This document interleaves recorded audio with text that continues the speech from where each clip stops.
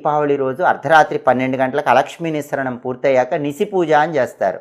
అంటే లక్ష్మీదేవికి అర్ధరాత్రి పూట చేసే పూజ అని అర్థం. ఆ పూజ ఎలా చేయాలంటే, మీ ఇంట్లో ధనలక్ష్మీదేవి ఫోటో ఉంటుంది కదా, ఆ ఫోటోకి దీపం పెట్టి అక్కడ 108 రూపాయి బిళ్ళలతో పూజ చేయాలి. ఒక్కొక్క రూపాయి బిళ్ళ పెడుతూ లక్ష్మీ అష్టోత్తరంలో ఉన్న ఒక్కొక్క నామం చదవాలి.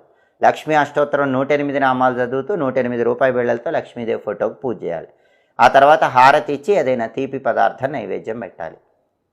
దీన్ని దీపావళి అర్ధరాత్రి చేసే నిసి పూజ అంటారు.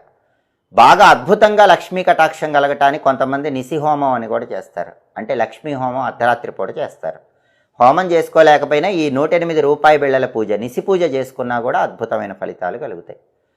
మర్నాడు ఉదయం స్నానం చేశాక అప్పుడు ఆ పూజలో ఉన్న 108 రూపాయి బిళ్ళలు తీసి బీరువాలో దాచిపెట్టుకోండి. దీపావళి రోజు అర్ధరాత్రి 12 గంటలకు అలక్ష్మీ నిస్సరణం పూర్తయ్యాక నిసి పూజ అని చేస్తారు. అంటే లక్ష్మీదేవికి అర్ధరాత్రి పూట చేసే పూజ అని అర్థం. ఆ పూజ ఎలా చేయాలంటే, మీ ఇంట్లో ధనలక్ష్మీదేవి ఫోటో ఉంటుంది కదా, ఆ ఫోటోకి దీపం పెట్టి అక్కడ 108 రూపాయి బిళ్ళలతో పూజ చేయాలి. ఒక్కొక్క రూపాయి బిళ్ళ పెడుతూ లక్ష్మీ అష్టోత్తరంలో ఉన్న ఒక్కొక్క నామం చదవాలి. లక్ష్మీ అష్టోత్తరం 108 నామాలు చదువుతూ 108 రూపాయి బిళ్ళలతో లక్ష్మీదేవి ఫోటోకి పూజ చేయాలి. ఆ తర్వాత హారతి ఇచ్చి ఏదైనా తీపి పదార్థం నైవేద్యం పెట్టాలి. దీన్ని దీపావళి అర్ధరాత్రి చేసే నిసి పూజ అంటారు.